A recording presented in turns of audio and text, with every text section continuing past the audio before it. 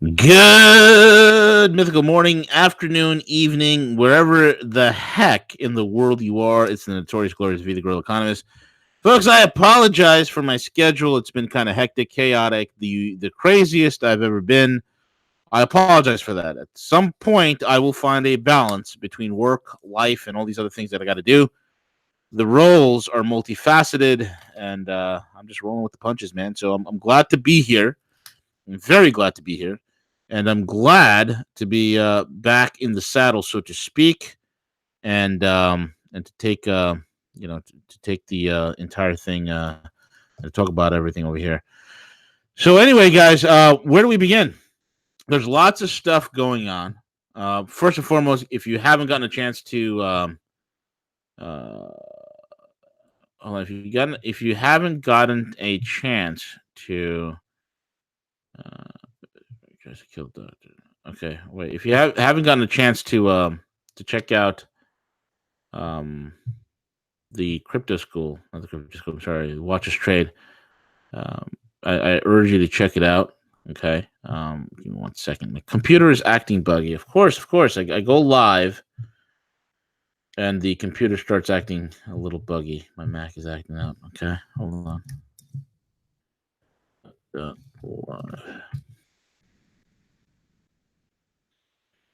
Okay.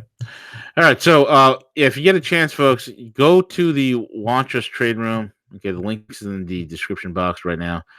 You can check it out. Watchustrade.io, or you go to what.live. The results have been incredible.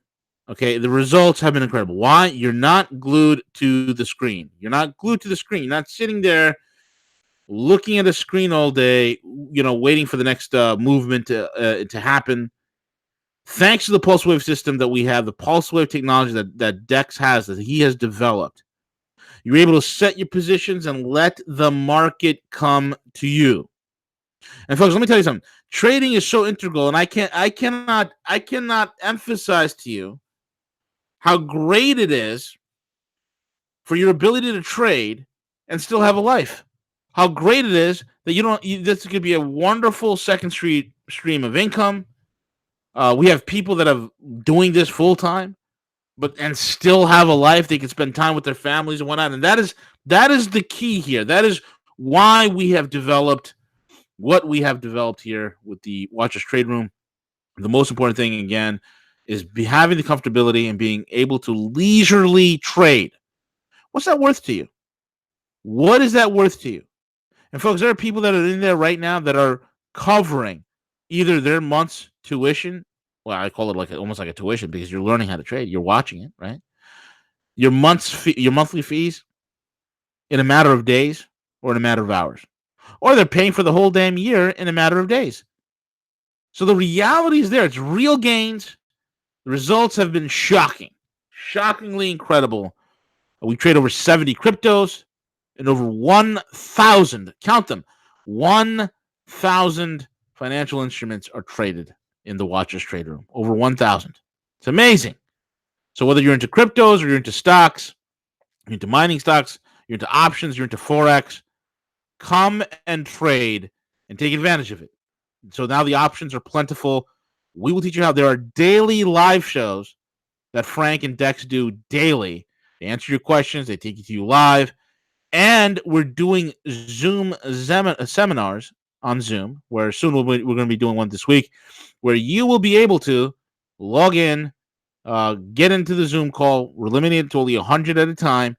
So if you want to get in on it and learn how to do it, what the whole entire program is about, it's amazing. We're going to be setting up that link, and the information will be up very soon. But in the meantime, if you're serious about seriously generating a second stream of income for yourself, check out the Watch Us Trade Room, and we'll tell you exactly how to cash out, how to get paid, the whole 9 yards. So check it out, folks. And with that being said, guys, let's get quickly into the news. There's a lot going on, a lot of things I want to catch up on. Earlier, I was talking about something pretty interesting here, something very, very interesting. And what is interesting, folks, is we have this morning, if you've been following me on Twitter, yes, you've been following me on Twitter. Where that's the social media crap. Okay. If you've been following me on Twitter, what I posted out there was there was a Tesla crash. Y'all remember that Tesla crash, right? There was a Tesla crash, and this crash in Florida occurred, and the guy who was driving the Tesla was later identified as Omar Awan. Omar Awan. And now there's a lot of people thinking that this could be the very same, and I say could, I'm not 100% sure yet, but it could be the very same Omar Awan, part of the Awan brothers. There was Omar, and there was another one, Anwar Awan and Omar Awan. They were, brothers from Florida, Maryland area, and whatnot that were connected to Debbie Wasserman Schultz. This was the guy who had access to congressional records, the whole 9 yards. And this was reported by a local news agency in Florida. And the local news agency has stated the driver of the 2016 Tesla Model S, later identified as Omar Awan, overcorrected and lost control of the car, which traveled across 3 lanes on Flamingo Road, struck several trees in the median, and caught fire. Awan, who was burned beyond recognition, was pronounced dead at the scene. Witnesses said the Tesla was traveling anywhere between 75 to 90 miles per hour when it crashed. Early the next morning, the Tesla reignited and caught fire again at a superior towing from ruptured batteries. We've been out here 3 times, Davie Fire Department Battalion Chief Robert D. Fernando said to the local news. Tesla released a statement about the crash, saying that the company would cooperate with investigators. We understand that speed is being investigated as a factor in the crash, and we know that high-speed collisions can result in a fire in any type of car, not just electric vehicles, the statement read. Folks, this guy was driving his car on Flamingo Road. Right, Flamingo Road. Let me see if I can bring up Flamingo Road. Flamingo Road, Davie, Florida. Okay. So, let's look at some street views here.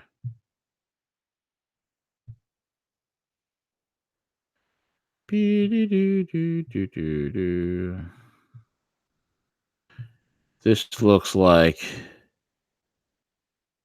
a very busy road. Okay, cool. I got it on Google Maps. Okay. All right. So let me share this all with you guys.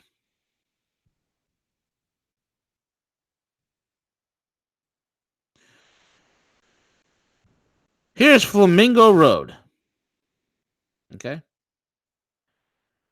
So this guy was on this stretch of road. It looks like a major road. 75, if you've driven in a place like this in Florida, you've seen these are like almost like little parkways, highways, whatever.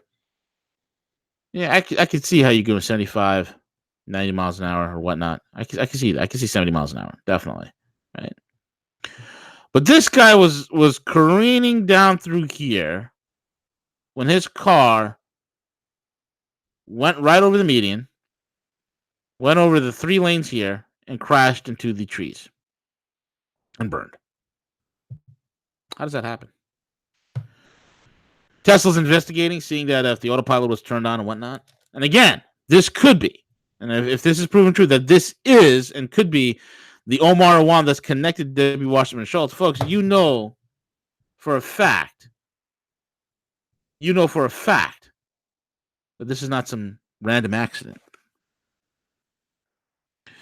You know for a fact there's something bigger at play. Because Omar Awan brothers, they were loose ends. They were absolute loose ends. So just keep that, file that away. for you to um, think and ponder upon as the days go by, because just like Matthew Hastings or Michael Hastings, the reporter who died, when his Mercedes suddenly accelerated and rammed into a tree, ejecting the engine out from its engine bay and shooting that motor, the entire engine block, 60 yards or 100 yards forward, and while his car just roasted to the ground. These things just don't happen. Cars just don't usually do this. It's very suspicious. Very suspicious. Anyway, guys, let's talk about this real quick. Okay, let's talk about the one and only Kim. All right. I'm going to show you something about how this ties in, what's going on with North Korea, and how that ties into what's happening in India. Trump finishes meeting with Kim after a very good dialogue. Trump and Kim would hold a joint signing ceremony at 2:05 p.m. Hanoi time. That's 2:05 a.m. on the East Coast. The details of that ceremony are to be discussed according to Trump's schedule. Trump tweeted moments ago that his talks with Kim had wrapped up and that after a very good dialogue, they will continue on Thursday. Observers will probably spend the intervening hours speculating that whether that signing ceremony will involve a ceremonial end to the Korean War, which is huge, folks, because the technically there's only been a ceasefire. The war is still going on. In a choreographed ceremony that recalled the first meeting in Singapore, President Trump and Kim Jong-un met the Metropole Hotel in Hanoi late Wednesday to start the second historic summit with a handshake, a brief private meeting with a dinner with aides, all of which took place in front of thousands of reporters from around the world. Shortly after arriving at the hotel, the two leaders shook hands, standing in front of a display of American and North Korean flags. Responding to questions from reporters, Trump said he felt that the summit would be a great success, that he hadn't considered his stance on the total denuclearization for North Korea. So at the end of the day, folks, it looks like a tremendous, opportunity here for peace. Tremendous opportunity for peace. And it seems like a major deep state,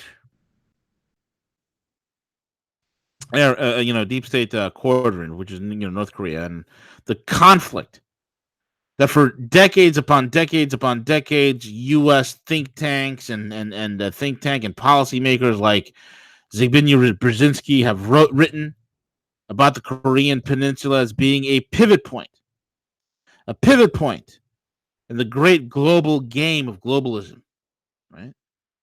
The great global game. And now it seems that potential combustible region of the world, that flame, that fuse is being snuffed out. And as that fuse is being snuffed out, folks, do you think it's coincidence? Okay, do you think it's coincidence that all of a sudden, while this problem, Syria worked its way out, and the Americans and the Russians and the Americans have worked jointly, believe it or not, to bring the Syrian situation to a rapid end. Okay, it's daily communications happen between the Russian and American defense forces on a daily basis. That's how it works. And you all know what happened in Pakistan. Pakistan fell out of favor with the U.S. Pakistan got into bed with China. They wanted to be part of the One Belt, One Road initiative. And all of a sudden, Washington starts courting India. And India has long-standing beef with the Pakistanis. And lo and behold, folks, what happens today? Pakistan downs 2 Indian aircraft inside their airspace. Pilot arrested. Pakistan shot down 2 Indian Air Forces after they crossed into the airspace. The incident comes amid an ongoing border crisis between the two nuclear powers. And that border crisis is over Kashmir. That border crisis is over disputed land where the Pakistanis say it belongs to them, the Indians say it belongs to them. You have quote unquote terrorist organizations that have ran right through Kashmir, done terrorist acts in India and whatnot, and went backwards. The Indians have used the whole the Kashmiri border incident to do preemptive strikes in that area. And last few days and last few weeks, there's been many border skirmishes where Indian armed forces were ventured into Pakistani territory. They've lobbed, shells into Pakistani territory. And we all know that the term terrorist, every time I hear terrorist, I know there's some sort of a state, some sort of a proxy, some sort of a deep state apparatchik that is behind it. I know that. It rings bells to me. And now we have two. We have two Indian Air Force aircraft that have been downed. They've downed them. And these two aircraft, one of the pilots has been arrested. In fact, there's a Twitter video real quick of this guy, and here's the pilot.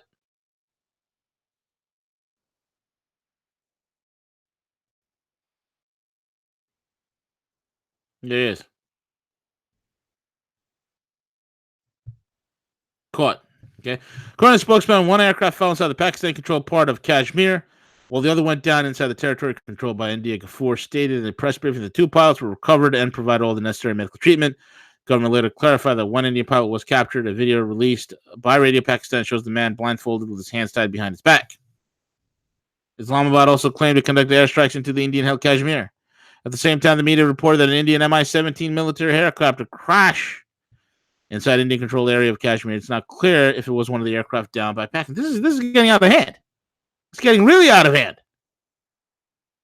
There are also reports of India shooting down Pakistani F-16 fighter jet. However, Islamabad dismissed them as false. Meanwhile, the spokesman for the Pakistani army stated that the military was acting purely in self-defense. War is no solution. The people of both nations deserve to live in peace, Asif Ghafoor said. Indian Minister of External Affairs Sushma Swaraji, while on a trip to China, stated that New Delhi wishes to avoid any further escalation. The situation will continue to act with responsibility and restraint. Tensions between India and Pakistan escalated dramatically on Wednesday, with reports of cross-border shelling along the line of control in Kashmir. Pakistani officials said that at least 4 civilians were killed from the mortar fire. The Indian army said that 5 of its soldiers were wounded during the shelling from Pakistan. So as soon as one thing was dying down,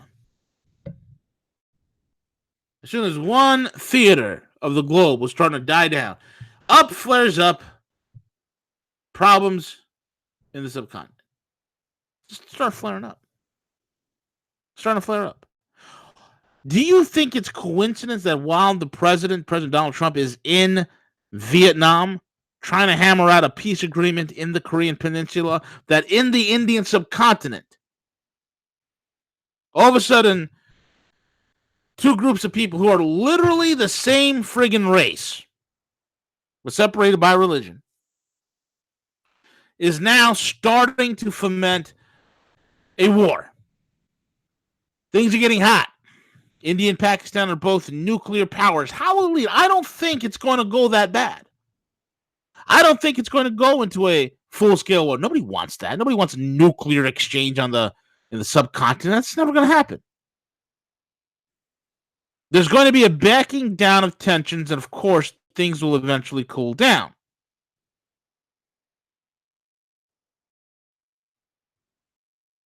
And that's the issue here, folks. That is the issue here.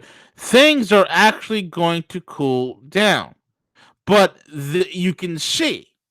But if something were to escalate even more, if it's going to be even worse, I mean, what the hell are these pilots doing going into Pakistani territory, not expecting to be shot down? Are they crazy?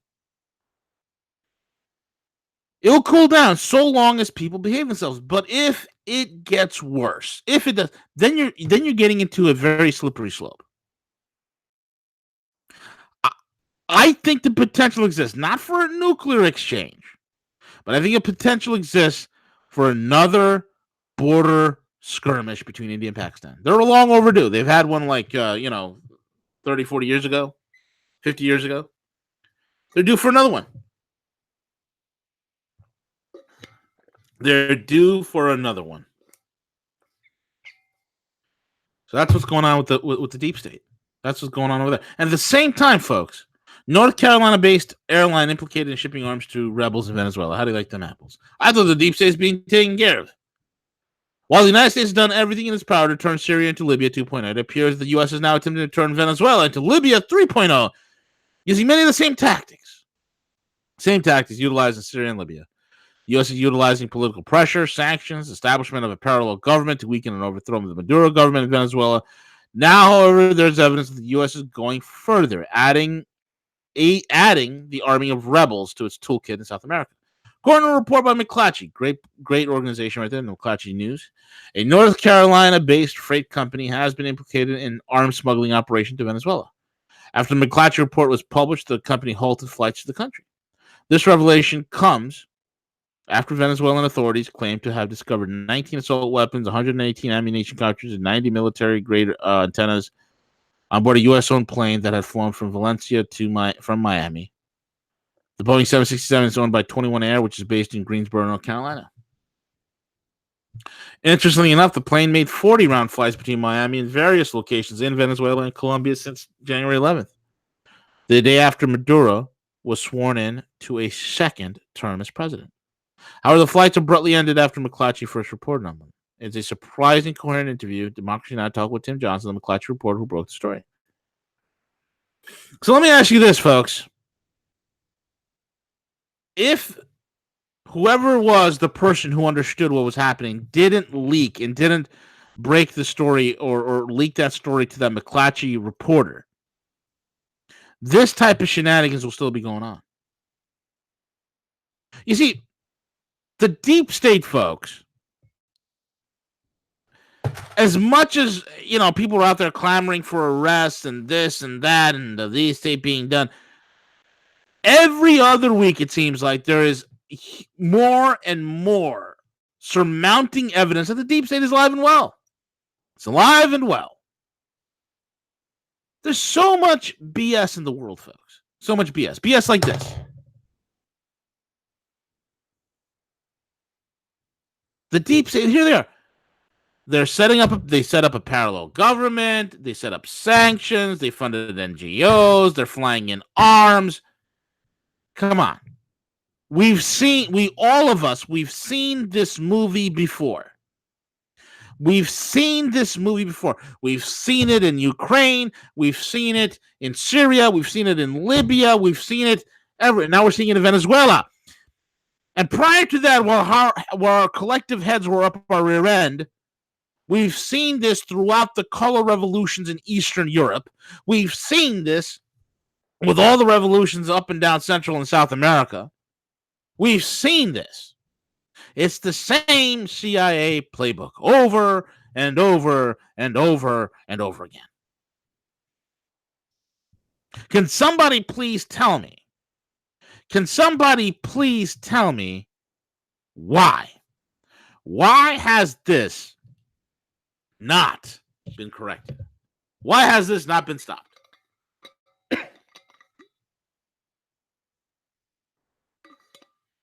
Why does this still continue? This is what's beyond me, folks. This is what's beyond me. The deep state's alive and well. Absolutely alive and well. The proof is in the pudding. Proof's in the pudding. And that's what I have for today, folks. I don't have a lot to cover.